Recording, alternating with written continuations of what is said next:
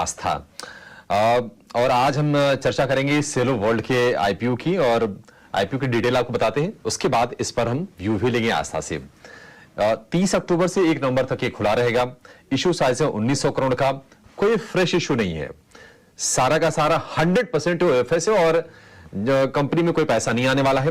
राठौड़ परिवार दरअसल अपने स्टेक को ऑफलोड कर रहा है और पूरी जो रकम है उनकी जेब में जाएगी, कंपनी के लिए इस्तेमाल नहीं होगी वो। प्राइस बैंड 617 से 648 शेयर है। 23 शेयरों का लॉट साइज है। कर्मचारियों की बात करें तो उनके लिए 10 करोड़ शेयर रिजर्व है, और अगर आप सेलो वर्ल्ड के कर्मचारी हैं तो 61 रुपए का आपको अपफ्रंट डिस्काउंट भी कंपनी दे रही है। एंकर निवेशकों से कंपनी ने 567 करोड़ रुपए जुटा लिए हैं, और उम्मीद ये करके हम चल रहे हैं कि T+3 के आधार पर 6 नवंबर को इसकी लिस्टिंग हो जाएगी। तो ये बेसिक डिटेल। अगर कारोबार की बात कर लें तो कंज्यूमर वेयर बाजार में काफी मजबूत पकड़ है इसकी। Plastic furniture, pen, stationery, glass के प्रोडक्ट ये बनाती है, बेचती है, और देश में 5 जगहों पर सेलो वर्ल्ड के 13 मैन्युफैक्चरिंग प्लांट हैं। पैन इंडिया प्रेजेंस है। अभी ये खबर भी कुछ दिन पहले आई थी कि राजस्थान में कंपनी ग्लास वेयर प्रोडक्ट बनाने के लिए एक मैन्युफैक्चरिंग प्लांट लगाने वाली है, और खुद की मैन्युफैक्चरिंग का इनके रेवेन्यू में 80% का हिस्सा है, और 20% वो थर्ड पार्टी से कंपनी आउटसोर्स करती है। ये रहा मोटा मोटा कंपनी के बारे में जानकारी और इश्यू के बारे में। आस्था जी, बहुत शुक्रिया आपका समय देने के लिए। स्वागत है 89 स्वदेश पर। सबसे पहले शुरुआत इस चीज से करेंगे। आस्था जी, वही कंपनी है ना जो फर्नीचर, स्टेशनरी, ग्लास वाले प्रोडक्ट बनाती है, या फिर कुछ इसके ब्रांड नेम को लेकर कुछ थोड़ी कंफ्यूजन की स्थिति है? जी बिल्कुल। Good morning Abhishek ji. बिल्कुल ये वही कंपनी है। इनका 3 सेगमेंट है। सबसे पहले तो कंज्यूमर वेयर सेगमेंट है, और ये जो कंज्यूमर वेयर सेगमेंट है इसमें 65% ऑफ टोटल रेवेन्यू वहां से आता है। फिर इनका एक मोल्डेड फर्नीचर सेगमेंट भी है जहां से 18% आता है, और अभी राइटिंग इंस्ट्रूमेंट्स में भी ये है जो रिमेनिंग पोर्शन कॉन्स्टिट्यूट करता है। तो बेसिकली देखा जाए तो कंज्यूमर वेयर सेगमेंट जो है, जिसमें कि ग्लास और नॉन ग्लास वेयर है, हमने सबने यूज भी किया है। सेलो की बॉटल्स होती हैं, तो ड्रिंक वेयर हो गया, सर्व वेयर हो गया, और इस तरह से जितने भी आइटम्स हैं सेलो के, वो इस ब्रांड के तहत जाते हैं। कंपनी का बड़ा डिस्ट्रीब्यूशन नेटवर्क भी है, और इनकी इनकी मैन्युफैक्चरिंग फैसिलिटीज काफी ज्यादा हैं। तो मुझे ऐसा लगता है कि यस, कंपनी एक डाइवर्सिफाइड कंपनी है जिसमें कि सभी तरह के प्रोडक्ट्स आ गए हैं, जहां पे कि हम कंज्यूमर वेयर से लेके फर्नीचर से लेके राइटिंग इंस्ट्रूमेंट्स तक देख सकते हैं। ठीक है आशा जी, आपसे ये जानना चाहेंगे क्योंकि ये दो तीन इनकी जो आप बता रहे हैं कि की सेगमेंट्स कह सकते हैं। एक तो पेन और स्टेशनरी वाला है, तो हम मान के चल रहे हैं कि कोकोया कैम्बलिन जो कि एक बड़ी कंपनी है, लिस्टेड है, उससे कॉम्पीट करेगी। कहीं ना कहीं ये बोरोसिल से भी कम्पीट करेगी, अगर हम ग्लास वाली सेगमेंट की बात करें। आप किस तरह से कंपनी देखती हैं? आपको कितनी वैल्यू नजर आ रही है इसमें? जी देखिए, बिल्कुल इनकी कंपटीशन तो काफी अच्छी खासी है। हर सेगमेंट में कंपटीशन है, लेकिन इनका जो ब्रांड है वो बहुत नामचीन ब्रांड है। सेलो ब्रांड जिसे हम जानते हैं जिसके नाम से, तो ब्रांड काफी स्ट्रॉन्ग है। दूसरा, डिस्ट्रीब्यूशन नेटवर्क इनका काफी बढ़िया है। तो ब्रांड नेम के साथ साथ डिस्ट्रीब्यूशन नेटवर्क होना जरूरी है।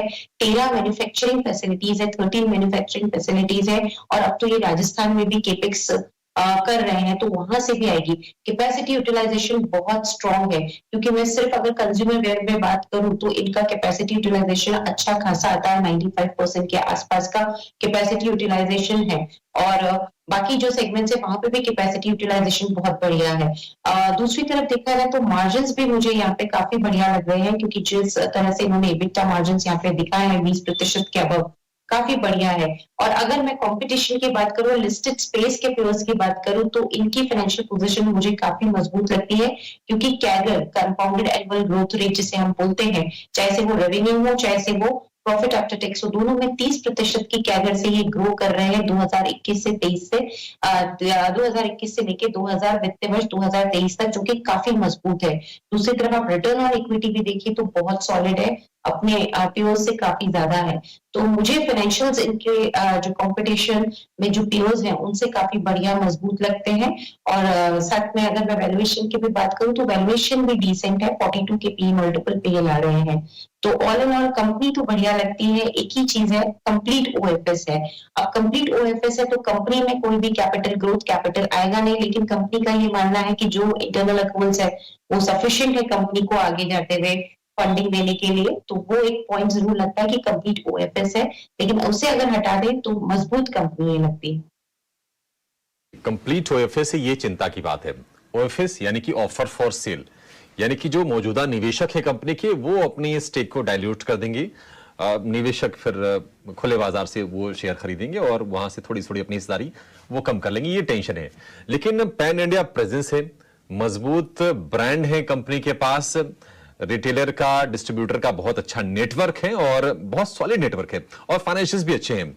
लेकिन आशा जी, चूंकि यही चिंता की बात है, आप कह रहे हैं कि पूरा का पूरा ओएफएस भी है और ये थोड़ी चिंता की बात है, क्या जो वर्किंग कैपिटल वाली प्रॉब्लम है वो भी कंपनी को परेशान कर रही है क्या? जी देखिए, ऐसा लगता नहीं है।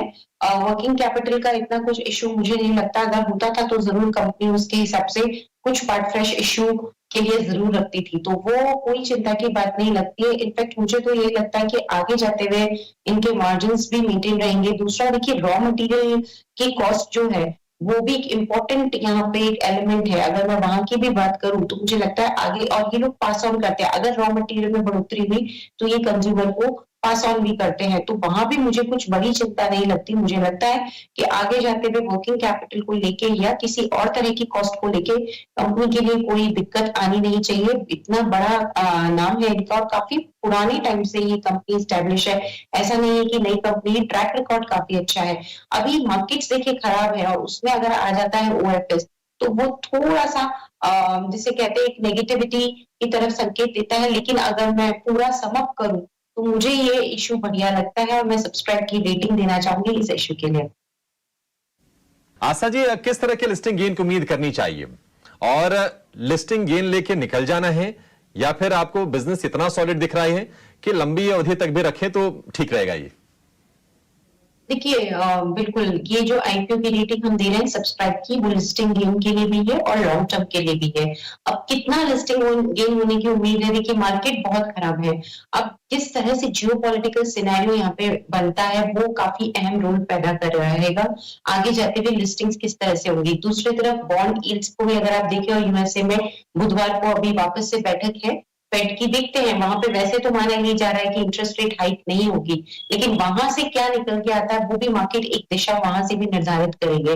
तो बस एक मार्केट की वॉलेटिलिटी को ध्यान में रखते हुए मैं यहाँ पे बोलती हूँ कि लिस्टिंग गेन के लिए लगाएं, लेकिन बड़ी बड़ी उम्मीदें ना रखें।